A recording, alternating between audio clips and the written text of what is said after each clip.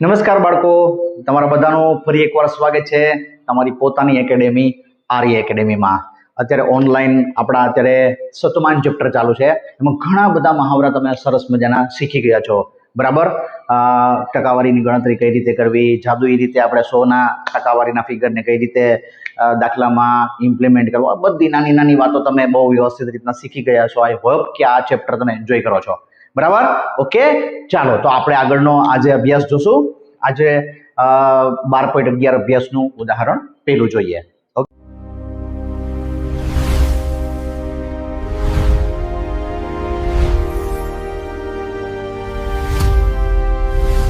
Okay, એમાં આપણે આપ્યું છે કે 320 થી 20% મોટી સંખ્યા કઈ. જો મિત્રો, આમાં અમુક વિદ્યાર્થી અમારા એટલા બધા એક્સપર્ટ છે ને કે આ સીધું ડાયરેક્ટલી કરી નાખ્યો. 320 થી મોટી, 20% મોટી, તો 320 ના 20%, એને ઓલી મીંડાવાળી સંખ્યા ખબર છે કે 2 મીંડા ટકાઓ શોધો ને ત્યારે 2 મીંડા ઉડાડી દેવાના. તો આના 2 મીંડા ઉડાડી દો તો 32 દુને 64, સીધા 64 આમાં ઉમેરી દો. બસ 320 માં 64 ઉમેરો તો 84 આવે. આવું 384 સીધો જવાબ આવી જાય. પણ છતાં કદાચ કોઈને ખબર ના પડતી હોય તો હું તમારા માટે ગણતરી કરી બતાવું છું. સિમ્પલ. 320 થી 20% મોટી રકમ સમજાય છે. તો 320 ના પેલા 20% કરી નાખીએ તો 320 ના 20%, બરાબર. તો 320 ના 20% એટલે આપણે આવડે છે 320 ગુણ્યા 20 ના છેદમાં ટકાવારી નિશાની શું કરવાનું, છેદમાં જવા દેવાના 100, બરાબર છે. ઓકે, 1 મિનિટ, બરાબર.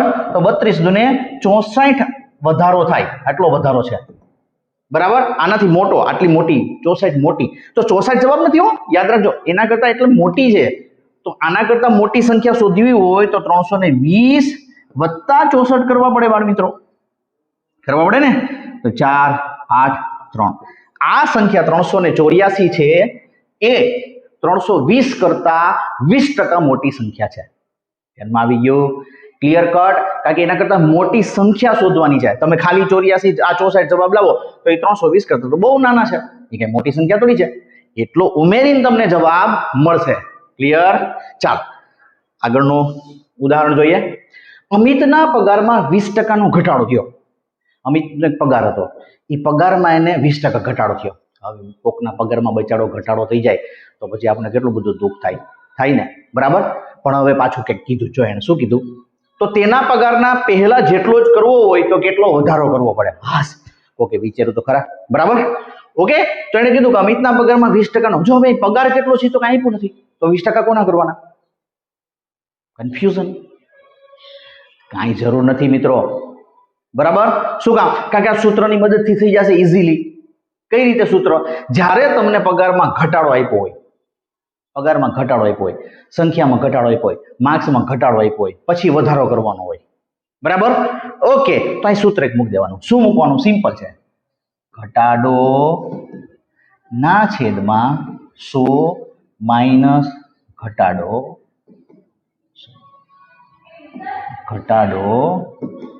ગુણ્યા 100, આવું સૂત્ર મૂકી દેવાનું.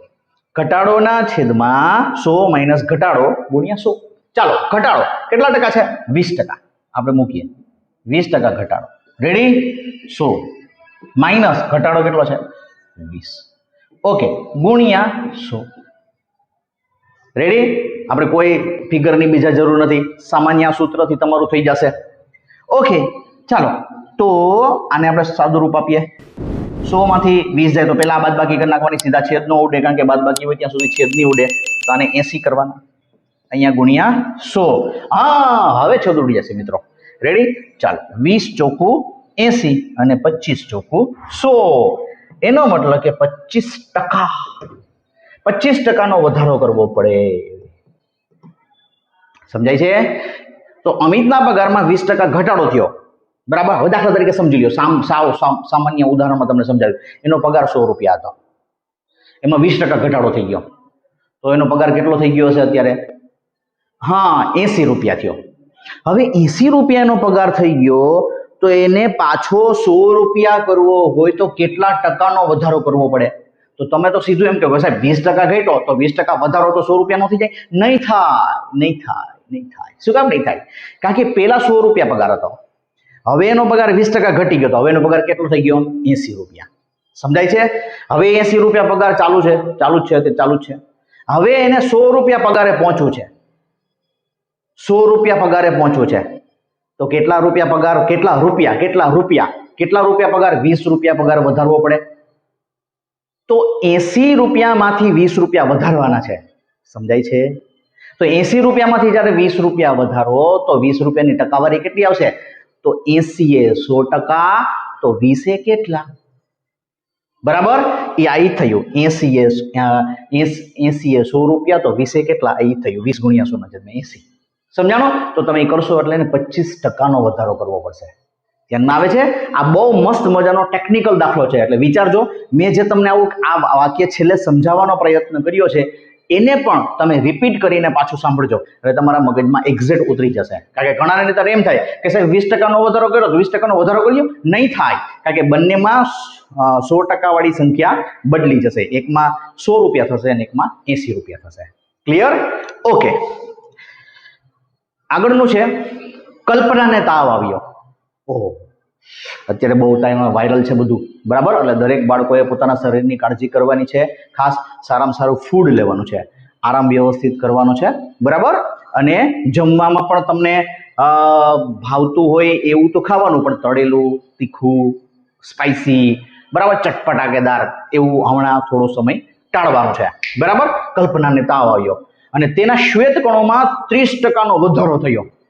બરાબર, રક્તકણો, શ્વેતકણો, ત્રાકકણો, આવું બધું આપણે ઘણું બધું ડોક્ટર પાસેથી સાંભળતા હોય કે આના પ્લેટલેટ્સ વધી ગયા ને આના રેડ સેલ્સ વધી ગયા, ના ઘટી ગયા ને, બરાબર?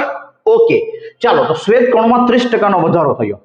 વધી ગયા, જેટલા હતા શરીરમાં એના કરતા વધી ગયા, એટલે મૈંડા ઢીશુમ કરવા, બરાબર, શરીરમાં, એટલે તાવ આવી ગયો.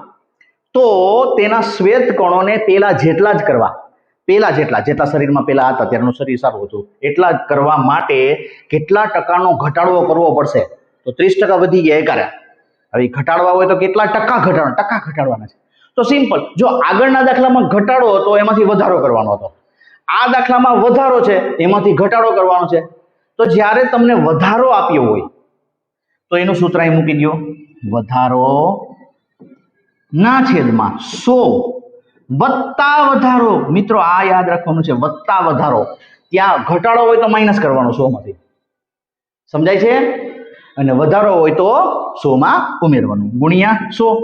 બે સિમ્પલ જ છે, સેમ જ છે, ખાલી વધારો મૂકવાનો અહીંયા, પણ વધારો છે એટલે વત્તા કરવાના. ક્લિયર? ધ્યાનમાં આવી ગયું? ઓકે, ચાલો તો આપણે જોઈ લઈએ વધારો કેટલો છે. 30%નો વધારો છે. 100 વત્તા 30 ગુણ્યા 100. પેલા આનું સાદુરૂપ આપશું, બરાબર છે ને?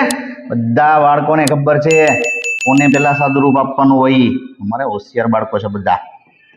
ગુણ્યા 100. ચાલો, તો 1 મીંડું ગયું અને 1 મીંડું ગયું. 300/13.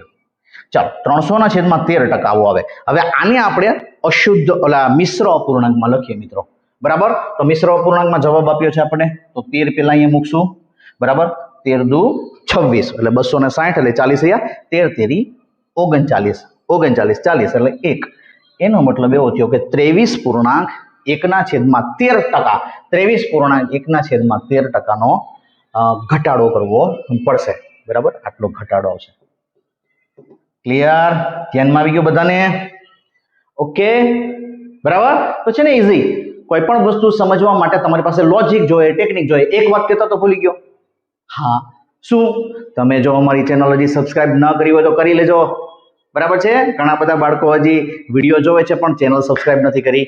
ઓકે, ચાલો, તો આવા વિડીયો તમારા માટે પાછા આવશે, બરાબર? અને આપણું શતમાન ચેપ્ટરમાં આગળ એડવાન્સ લેવલના પણ આપણે દાખલા જોવાના છીએ. આજના દિવસ માટે આટલું. Thank you.